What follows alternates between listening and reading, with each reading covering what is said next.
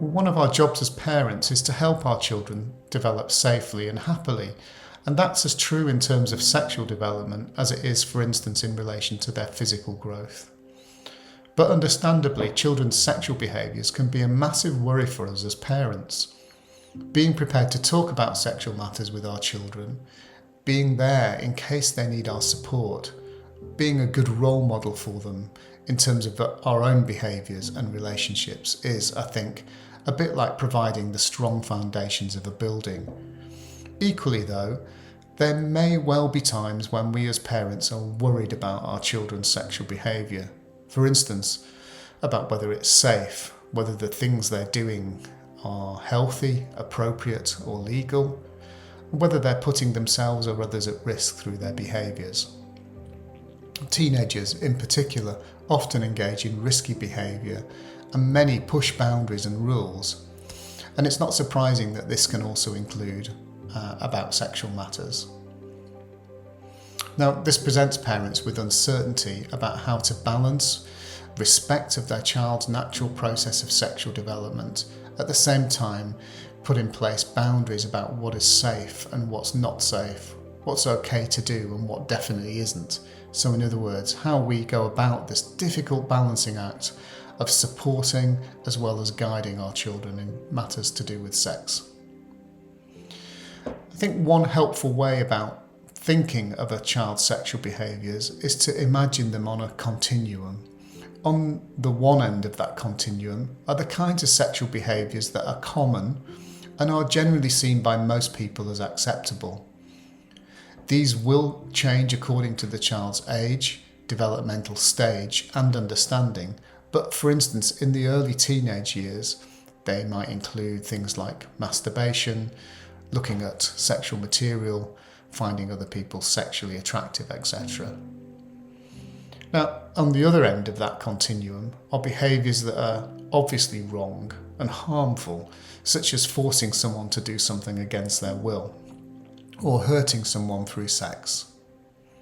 But in the middle of the continuum is a grey area where the behaviours might be more or less healthy or more problematic depending on other things. In such cases, it might even be that it's not the behaviour itself that is worrying, but the way in which it's expressed. In other words, the dynamics between the children involved. In some cases, for example, the behaviours might be okay and healthy, but the choice of place and the choice of time might be wrong for the behaviour. Now, some organisations have produced helpful tools that are available online to help parents and professionals make decisions about where on this continuum their child's behaviour sit. Sometimes these are in the form of traffic light tools to help distinguish between red behaviours, i.e. stop, amber behaviours, proceed with caution, and green behaviours, these look okay and safe but you still need to drive carefully.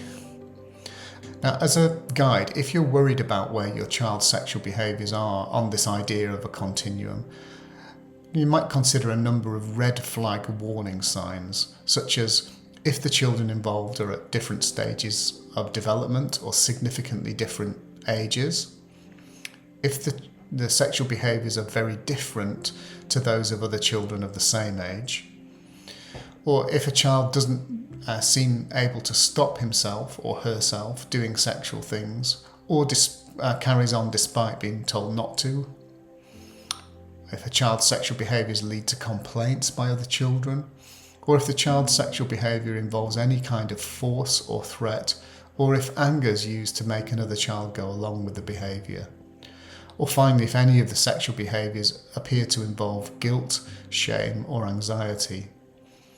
I'd say that if you're worried that the answer to these kinds of questions is perhaps yes, then seek the help of a professional to help talk through your concerns. But finally, in general terms, it's important to remember that sexual behaviour is a normal part of growing up, and that children do sometimes make mistakes and get things wrong because they're inexperienced and still learning about how to interact with other people.